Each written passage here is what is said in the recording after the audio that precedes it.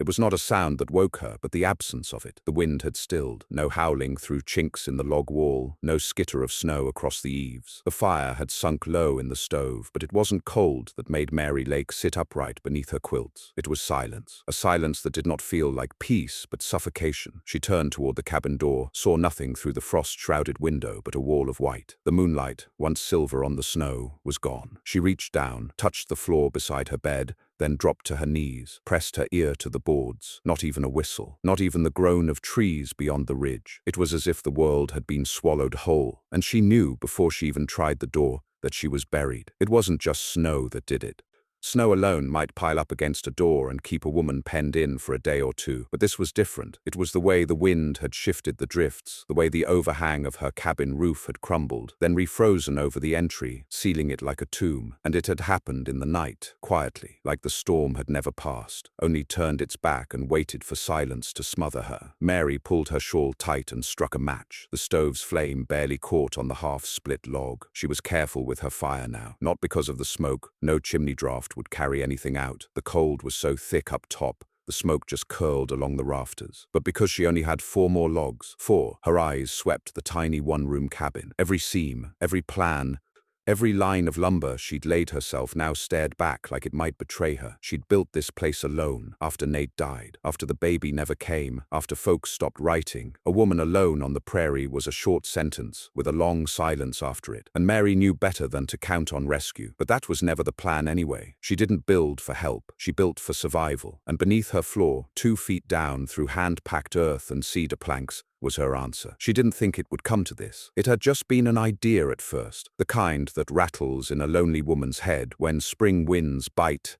and coyotes scream like children outside your walls. But over the course of 2 years, she'd slowly carved a space under her cabin. Not a root cellar, not just a crawl, a shelter. Some nights, while town gossiped and hunters laughed and folks called her odd, Mary stayed up digging. Bare hands, small pick, oil lamp burning slow. She'd haul the dirt out a little at a time, scatter it behind the shed, mix it with ashes. When the floor sagged slightly, she laid new joists. When moisture threatened, she sealed the walls with pine tar and mud, layered bark and horsehair, packed in hay for insulation. She made it dry, made it tight, made it quiet. And above all, she made it secret. No one knew it was there. Not the mail rider, not the store clerk in White Rock, not the neighbor woman who stopped by once a month for eggs and never looked her in the eye. Mary took the poker and gently tapped against the 3 floorboards by her bed. Hollow. She pried one up, then the next. The little trapdoor creaked. Cold air rose from beneath.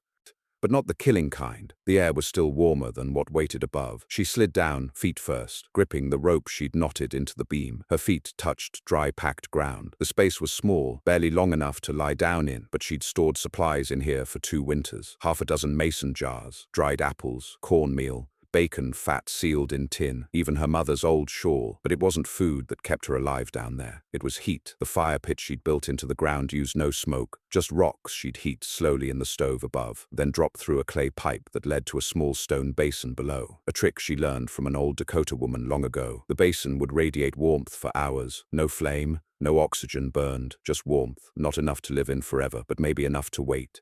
She dropped 2 stones down the pipe now, then climbed back up to gather what she needed. All the wood she had left, her blankets, her knife, her small oil lamp, and 1 photograph, Nate and her, before the war took his legs and despair took the rest. She sealed the trapdoor behind her and settled in, not for comfort, not even for sleep, but for the long, patient test of whether she had planned well enough, whether the shelter beneath her floor, mocked, doubted, whispered about, was enough to outlast the mountain's wrath. Because above her the snow was still falling, and now she could hear it, the groan of the roof timbers, the hiss of snow sliding down walls, the pop of ice forming in the joints. The cabin itself might not hold, but she would. She pressed her hand to the warm clay basin and waited. Mary Lake didn't sleep.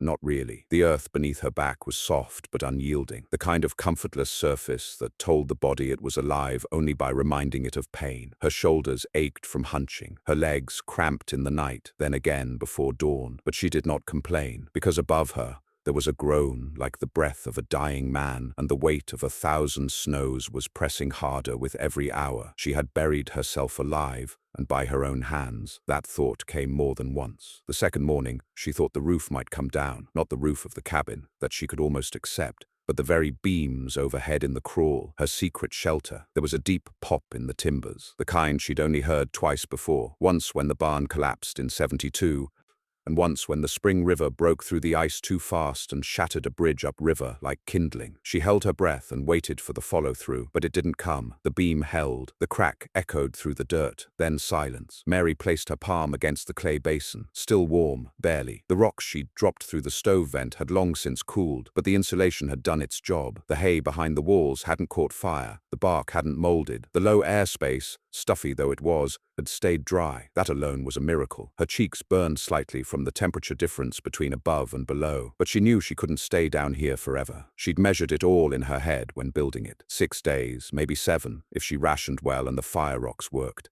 But she hadn't counted on the storm lasting this long. She crawled back to the rope, pulled herself up into the main room, and was greeted with death. Not her own, not yet, but death in the form of ice. Everything was white. Frost had covered the inside of her windows. The firewood corner had a skin of rime on it. Her water barrel was a block. The stove, empty since last night, sat cold and still. She cracked the door open out of habit, or perhaps desperation, knowing what she'd see. Nothing. The snow had sealed the front door like bricks and mortar. She could no longer make out the wood frame around it. It was a smooth, sculpted sheet of snow, hard, icy. It had frozen solid and fused to the door. She tested the window. It wouldn't budge. She wrapped her fingers around the iron hook that held her shovel on the cabin wall. But even if she started digging now, she knew the snow went 10 feet deep in spots. What was she going to do? Carve herself a tunnel to daylight? That would take days, and she was already on her 3rd. So she did what any trapped woman might do after 3 days buried alive in her own home. She sat, she thought, and she began to whisper to the only person she ever talked to anymore. "Nate, I don't know how long it's been, love," she muttered aloud, her voice scratchy from the dry air and silence. "But I figure it's 3 days now, maybe 4. Don't suppose you know what the weather's like up there. I sure hope you're watching from wherever you are." The cabin creaked, and she fell silent. She didn't like the way the logs warped in the corners, how the pressure of the snow seemed to squeeze them inward. She didn't want to go back underground so soon, but if the roof failed, it wouldn't take but a second for the snow to pour through. She considered lighting the stove again, but with what? Her last log? One piece of kindling? Instead, she crouched by the trapdoor and opened it again. Warmth breathed up at her. She smiled despite herself. Like a womb, she thought. The shelter had worked better than she'd dreamed, and now for the first time since she'd sealed herself in, she allowed herself the question she'd pushed away every hour since the storm began. What if she hadn't built it? What if she'd just trusted the cabin like most folks did? What if she'd listened to the neighbors who mocked her for digging under her floor like a prairie dog? What if she'd believed the preacher's wife, who once told her that a woman should never dwell so close to the dead? Mary had never understood that line. She wasn't living with the dead. She was building to survive. And besides, sometimes she felt Nate down there with her, not in voice, not in touch, but in the quiet sense that she hadn't entirely been alone when her hands cracked from digging and her shoulders locked from hauling wet earth. Maybe he'd whispered the idea into her dreams. Maybe she'd just had more sense than most. She slid back down into the shelter and closed the trapdoor above her. It was time to seal it completely. She had 2 stones left in the stove, enough for another 12 hours of warmth, maybe more. She lit the small oil lamp and kept it low. Then she reached for the last thing she'd brought down, but hadn't yet opened, her diary.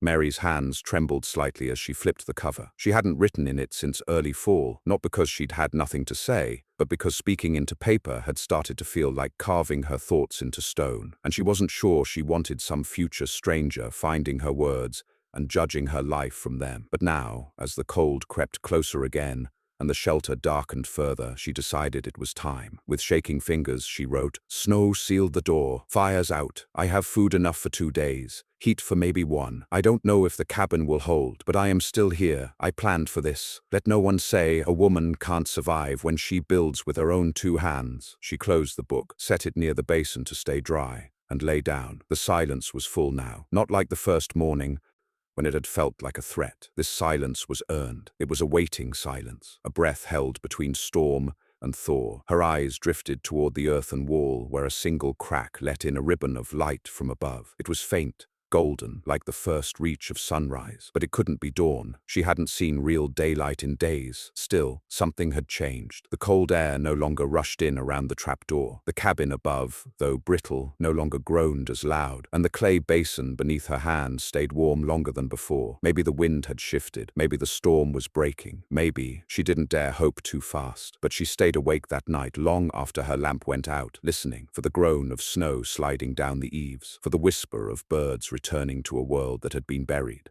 for any sign that what she built, alone, cold, and mocked, had not only saved her, but would let her live again. When the sound finally came, it was so faint that Mary nearly dismissed it as the creak of her own bones. She was lying in the dark, a blanket wrapped tight around her legs, one hand resting on her clay heat basin, the other gripping the diary like it might hold her last thoughts. A soft crunch, then again, just above her. Snow, shifting, not sliding all at once. Not an avalanche, but something loosening. She rolled to her knees, pressed her ear against the trapdoor planks above. Another crunch, then the long, patient moan of ice giving way. It had been 6 days since the storm began, 5 since she'd fully sealed herself beneath the floor, 3 since she'd eaten anything more than half a jar of apples and a spoon of bacon fat. Her stomach was a knot, her lips cracked, her fingers were stiff with cold, though the shelter had somehow stayed above freezing. But what truly frightened her now was not hunger or cold, it was the possibility of hope. Because hope,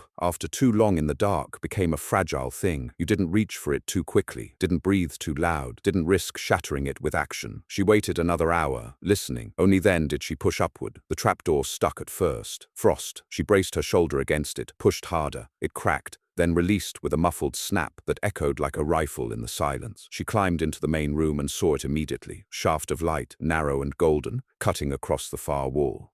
The snow had shifted. The window, the north one, nearest the stove, had a half-inch gap where light poured through. Not enough to escape through, but enough to mean escape was possible. She sank to her knees, her breath caught in her throat. She had to grip the edge of the stove to keep from sobbing. Light, real light. She stumbled toward it, bare feet scraping over the frozen floor, and pressed her eye to the gap. Not sky, not yet, but movement, snow falling away, one flake at a time. The sun was doing what fire could not. She lit her oil lamp, a dangerous waste, but she couldn't help it, and began to scrape at the frost on the window. It came away in sheets. She saw now the outer snow wall was thinner than before. The storm was breaking. Still, she couldn't open the door. Not yet. The front was still buried. But there might be another way. Mary turned toward the back corner of the cabin, where the floor sagged slightly. Not from rot, but because beneath it lay the old crawl tunnel she'd started in the first year, before the shelter had fully taken shape. She'd filled it in mostly, sealed it from drafts, but now it might be her only chance. She pulled the rug aside, pried up the plank, and stared down into the dark. The tunnel ran only 10 feet, just far enough to reach the back slope, where the snow tended to blow less heavily. She'd dug it thinking she might one day need to escape without being seen, back when a traveling preacher had started hanging around too long, asking too many questions, offering too many prayers with hands that lingered. She hadn't thought she'd need it to survive. She slid into the space, pushing with her elbows, and belly scraping the cold dirt. The earth was tight around her. It had settled over the years, but she pushed forward. Her breath puffed in short bursts. Dust flaked into her mouth. She gagged once, but didn't stop. At the end, her hand met resistance. The outer plug, a wooden board she'd covered in dirt and grass. It was frozen stiff. She pressed. Nothing. Again. Still nothing. Then she lay still, waited, let her body heat warm the edge. 5 minutes passed. Then she tried again. Crack. The board shifted. She dug her fingers into the cracks and pulled, slowly, so as not to collapse the rest of the tunnel behind her. A gust of frozen air rushed in. Blinding light followed. She squinted, cried out without meaning to. Daylight, real, blue, sky. She blinked, breath fogging, and pulled herself out. She emerged like a gopher, arms first, then her head, then the rest, onto a snow-crusted slope. The light burned her eyes. The air cut her face like a blade, but she laughed. She laughed until her ribs hurt, until her throat cracked, until she remembered she hadn't spoken to another living soul in over a week. The storm had passed. Below her, the valley stretched white and untouched. The trees were snapped in places. A few dark mounds showed where other cabins had collapsed. Smoke rose from only 2 chimneys, one in the distance, another near the ridge. She had survived. She rolled to her knees and looked back at the cabin. Only the peak of the roof was visible. The rest was still buried. Her shelter had saved her. Her shelter, not the cabin, not the food, not the firewood. The hollow space beneath her floor, carved by her own hands in secrecy and ridicule.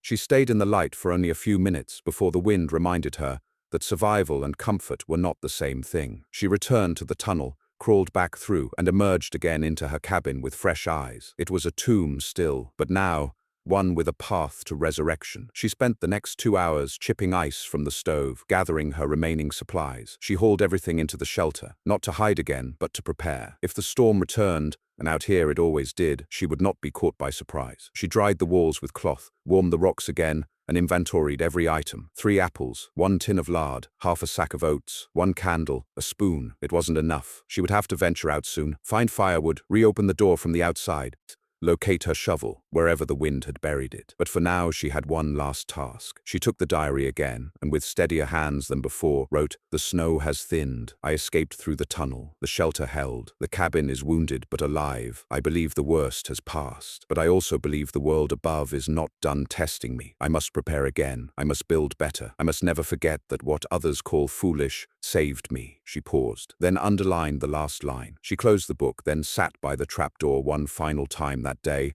and looked up through the frost-laced ceiling toward where she knew the sun now shone. Tomorrow, she would begin again. But tonight, she rested in the shelter no one knew about, warmed by the rocks no man had taught her to heat, beneath a home she had built with nothing but grief, will, and foresight. And somewhere far above, in a sky finally clearing, the wind carried her name. The wind came back the next night, but different this time. It did not scream like a banshee, nor shove walls until they groaned like ships adrift. It came like a warning, sharp, mean, and sudden. Less snow, but colder, more dry. A true freeze, the kind that doesn't cover you, but pierces you. Mary had managed to chip her way to the shovel by then. She'd used her bare hands, a dull tin plate, and the duller blade of her fireplace poker to dig out the drift where she guessed the wind had tossed it. 3 feet deep and packed tight, the snow there didn't shift like powder. It was like digging into ash-caked rock. She broke 3 nails. Her lips bled from the dry air.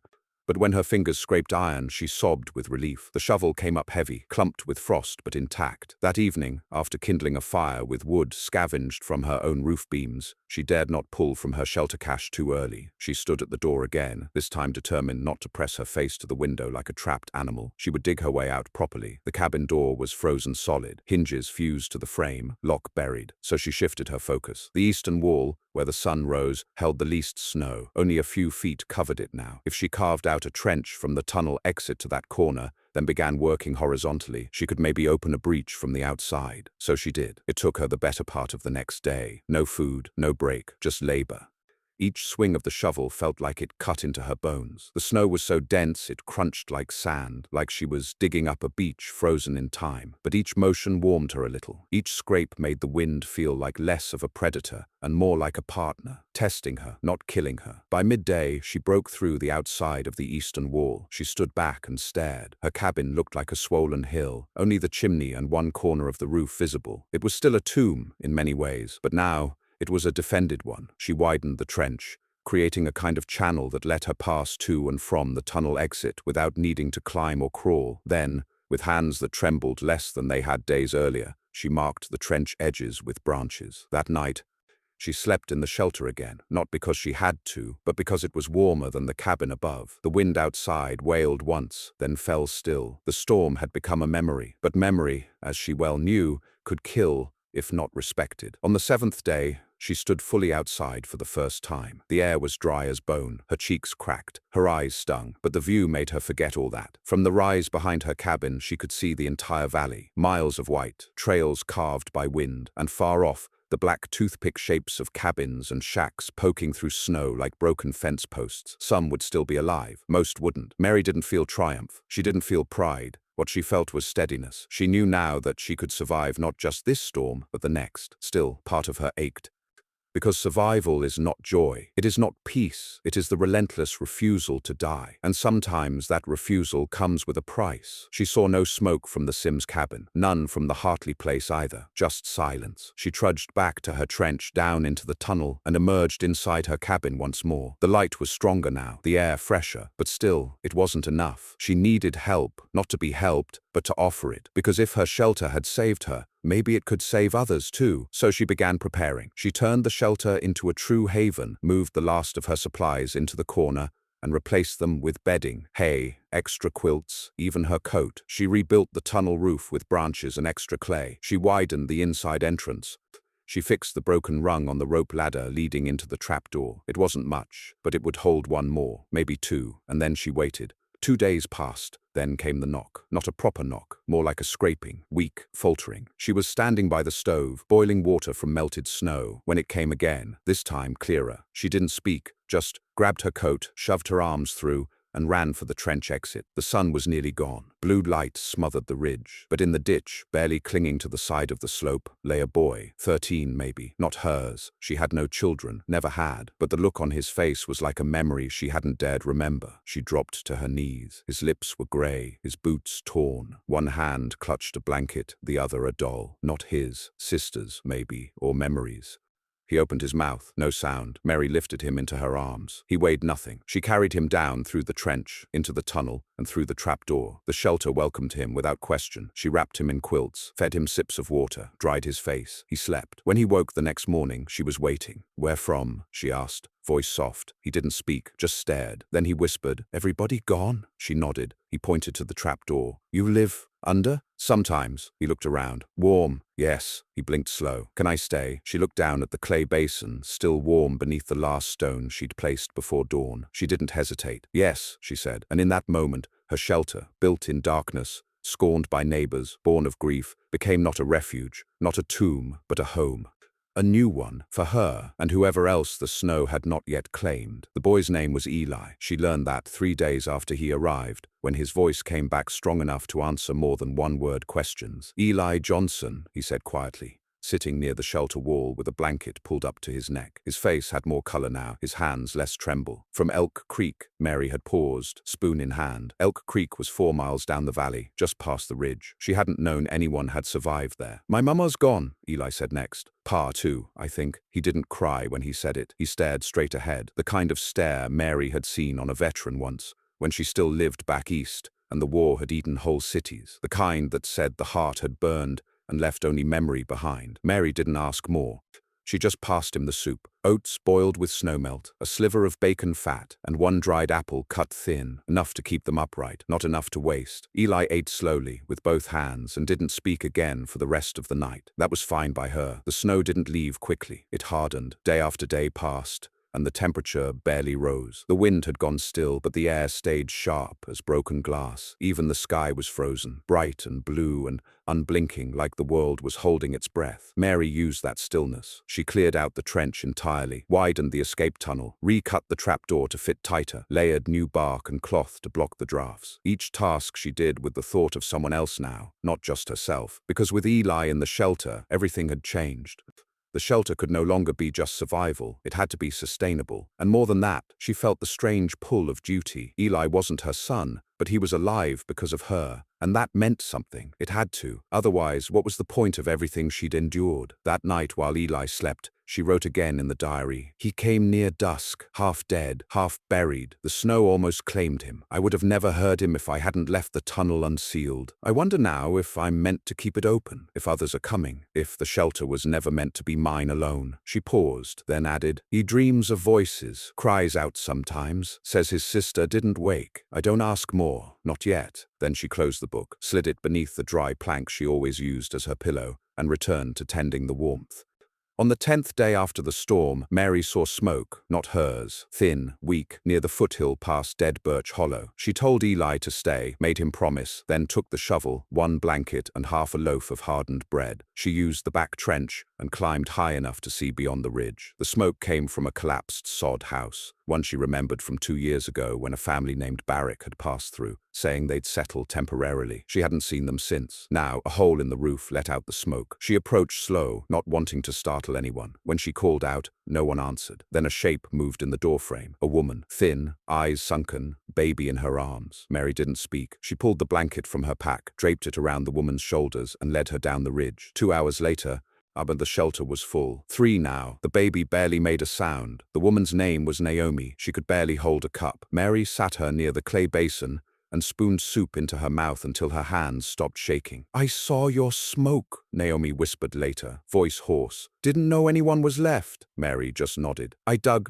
a hole under my porch," Naomi said next. "Too shallow. Froze anyway." "Doesn't matter," Mary said. "You're here now." 2 days later, A fourth came, then a fifth, a man and a girl. The girl had frostbite on both feet. The man's coat was made of stitched feed sacks. He said nothing when Mary opened the trapdoor, just lowered his head and whispered, "Thank you." Mary's cabin was no longer a cabin. It was a body with lungs below the floor. The shelter pulsed with heat, breath, life.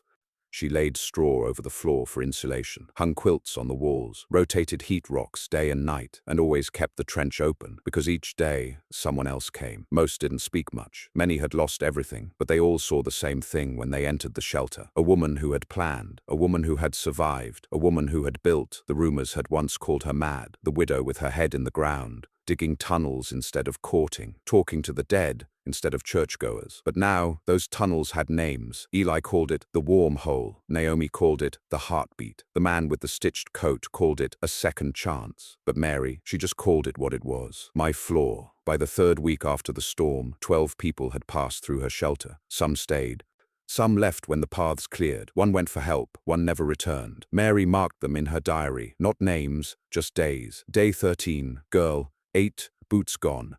Day 15, old man, blue hands, gave him broth. Day 18, 2 together, might be sisters. And on day 21 she wrote, "The snow is melting, the door can open now. I unsealed it today, could have wept. Light came through it like I'd never seen before, but I still keep the shelter stocked. Still sleep down there some nights, still rotate rocks. Not for me, for them." She folded the diary shut, stepped out into the new thaw. The cabin behind her sagged but stood, smoke curled from the chimney. The trench, though half filled with slush, still ran back to the old tunnel. She'd laid stones in its base now, reinforced it, made it a path, not just a passage. A few birds circled overhead, and far off she saw figures walking, carefully, slowly, watching the ground as if it might still bite. Mary raised one hand, didn't wave, just let them see her, then turned, walked back inside, and began to ladle soup into jars, because spring might come, but winter always returned, and when it did, her floor would be ready, her shelter would hold, and no one would ever laugh at it again,